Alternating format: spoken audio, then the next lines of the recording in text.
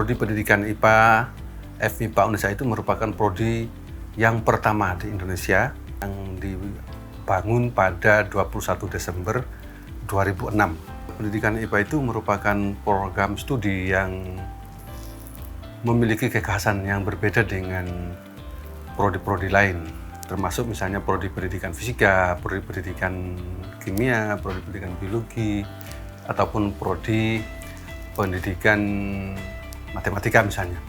Jadi memiliki keistimewaan tersendiri karena apa? Di sini memiliki sifat yang mana yang mengintegrasikan ilmu pengetahuan tadi menjadi satu kesatuan yang terintegrasi, yang harapannya nanti adalah menyiapkan sebetulnya lulusan yang memiliki kemampuan interdisipliner khususnya di bidang IPA.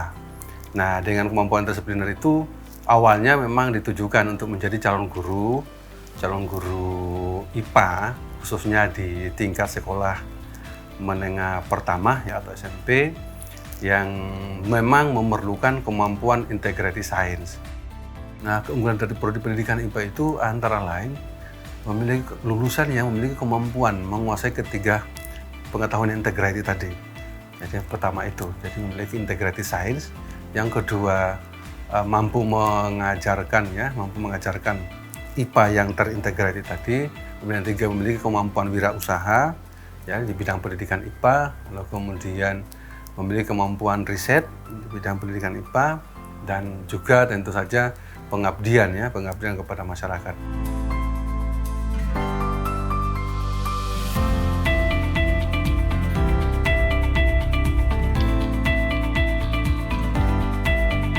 Salah satu produk yang kami hasilkan, yang kami publikasikan, dan ini adalah publis di jurnal dengan label Q1, ya artinya publikasi di jurnal-jurnal terbaik di dunia, dan beberapa juga sudah Q2, Q3, ada banyak sebetulnya. Yang itu yang sedang kami genjot. Dengan peningkatan ini artinya apa? Terjadi peningkatan kemampuan dosen dalam hal riset dan menulis. Dengan kemampuan itu harapannya akan berkontribusi atau berimbas terhadap peningkatan kemampuan mereka dalam hal pembelajaran. Nanti kelak lulus juga bisa menjadi researcher, jadi peneliti di bidang pendidikan IPA. Sehingga harapannya juga memiliki kemampuan riset yang memadai. Selain itu juga kami juga mencoba membangun banyak networking. Networking itu antara lain dengan perguruan tinggi lain di luar negeri ya. Nah, kemampuan riset ini harus kami bangun sekaligus networking, jadi kerjasama.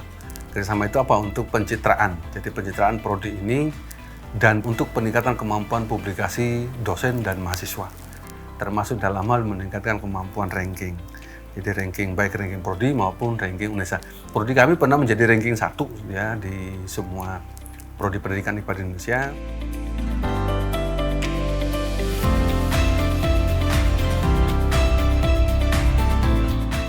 Laboratorium jurusan IPA FMIPA UNESA adalah laboratorium pendidikan khususnya di bidang IPA.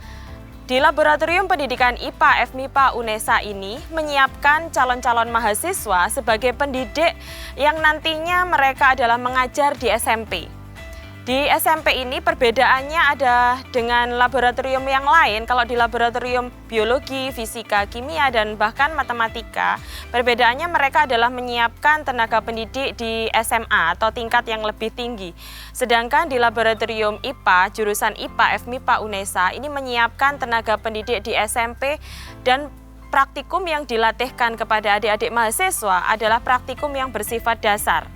Sehingga di situ disiapkan kepada para mahasiswa untuk dapat menyiapkan dan melatih peserta didiknya untuk dapat menerapkan kajian-kajian teori serta konsep-konsep yang ada pada IPA, KD-KD, serta kurikulum yang ada di IPA SMP khususnya untuk dapat diterapkan nantinya pada peserta didik di SMP. Kemudian untuk alat-alat yang biasa digunakan oleh praktikum fisika, biologi, kimia, IPA, FMIPA UNESA ini antara lain adalah praktikum dasar biologi yang terdiri dari mata kuliah biologi umum, kemudian analisis fisiologi tumbuhan, analisis fisiologi hewan. Untuk kimia adalah ada metabolisme, kemudian larutan, dan di fisika antara lain ada ilmu pengetahuan bumi antariksa, fisika dasar, elektronika, gelombang optik, dan bahkan ada juga mata kuliah yang mencakup keseluruhan. Di situ ada juga praktikum yang mengenai saling temas, yaitu sains, lingkungan, teknologi, dan masyarakat, serta gerak dan perubahan. Di situ mahasiswa diminta untuk berupaya bagaimana menyatukan praktikum yang terdiri dari 3 bidang tersebut untuk dijadikan satu.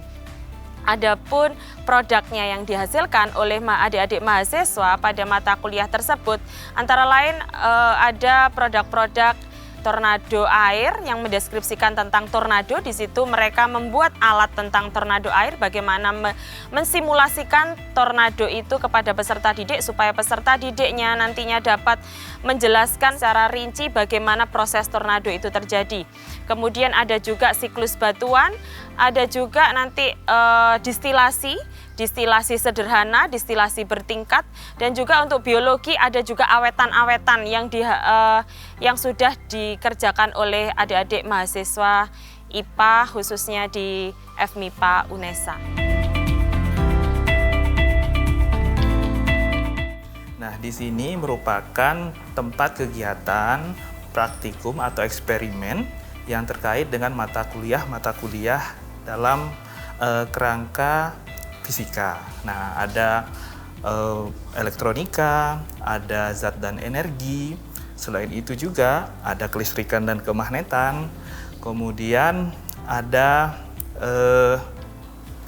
mata kuliah yang terkait dengan fluida, kemudian fisika umum, gitu ya. Dan diharapkan lab ini mampu memfasilitasi para mahasiswa untuk lebih mengenal problem atau masalah yang ada di kehidupan sehari-hari, sehingga begitu mereka menjadi guru kelak, terutama guru SMP, guru IPA SMP itu bisa mampu lebih mengenalkan dan memahamkan IPA kepada para siswa. Nah, di sini juga ada kegiatan proyek. Proyek-proyek ini terkait dengan mata kuliah dalam fisika tadi. Seperti misalnya dalam mata kuliah kelistrikan dan kemagnetan, mereka membuat motor listrik, membuat rangkaian rumah. Nah, seperti kita lihat contoh ini. Ini adalah maket yang terintegrasi dengan instalasi listrik. Di dalamnya ada rangkaian seri, paralel, dan gabungannya. Kemudian di sini ada motor listrik, kemudian ada alat pengusir nyamuk. Nah, itu adalah salah satu contoh dari output project based learning yang dikembangkan di lab IPA, khususnya lab fisika di program studi pendidikan sains. Ini merupakan laboratorium IPA terpadu, khususnya yaitu laboratorium kimia.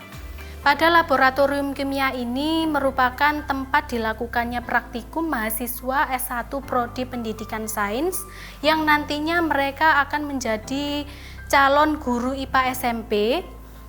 Dan di laboratorium kimia ini mahasiswa menyelenggarakan atau melakukan praktikum yang berbasis kimia. Jadi kalau di Prodi S1 Pendidikan Sains ini ada 3 mata kuliah yang berbasis kimia, diantaranya yaitu yang pertama mata kuliah kimia umum, yang kedua mata kuliah biokimia, yang ketiga mata kuliah larutan.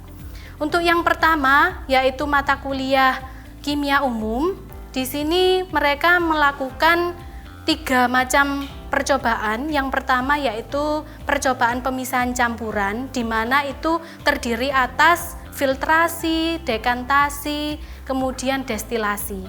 Lalu yang kedua itu terkait dengan mata kuliah biokimia. Jadi di mata kuliah biokimia ini ada 3 macam uji, yaitu yang pertama uji karbohidrat, yang kedua adalah uji lipid atau lemak, yang ketiga yaitu uji glukosa.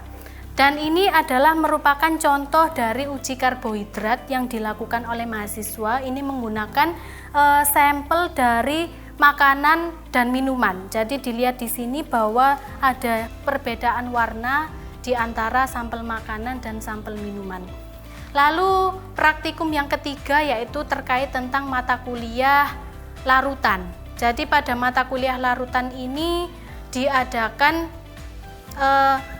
melakukan pengenceran. Jadi pengenceran larutan dari larutan yang induk, kemudian membuat larutan dari padatan, nah, sehingga nanti akan dihasilkan larutan dengan berbagai macam konsentrasi gitu. Di sini adalah lab pembelajaran IPA terpadu yang fokus terkait dengan kegiatan biologi. Di kegiatan di IPA terpadu itu kan merupakan bagian dari ada fisikanya, ada kimia dan biologi. Dalam konteks biologi, adik-adik di sini mereka praktikum misalnya mengamati mikroorganisme. Di sini ada beberapa alat, misalnya mikroskop, kemudian ada yang cahaya, ada yang binokuler. Selain itu, kegiatan-kegiatan dari hasil kegiatan lapangan, misalnya ketika kita berkunjung ke Gunung Bromo, kita ke Baluran, hasil eksplorasi, hasil temuan-temuan di sana dibawa ke lab kita, kemudian dieksplorasi dengan menggunakan alat-alat yang ada di sini. Selain itu, salah satu tren bahwa bioteknologi itu menjadi satu mata kuliah di lab terpadu biologi ini. Di mana produk-produknya apa? Menurut kurikulum itu kan mereka diarahkan untuk menghasilkan produk yang bisa dimanfaatkan dalam kehidupan sehari-hari. Di lab ini juga dilakukan beberapa riset terkait misalnya bagaimana pemanfaatan bioteknologi, ada fermentasi, ada pembuatan nata. Hasil kegiatan riset itu kemudian dipublikasikan bisa ke seminar, beberapa dicoba untuk ke jurnal. Terdapat banyak sarana dan prasarana yang menunjang mahasiswa di sini untuk melakukan pembelajaran. Di antaranya adalah laboratorium. Laboratorium memegang penting peranan untuk para mahasiswa untuk bisa belajar dalam melakukan suatu praktikum.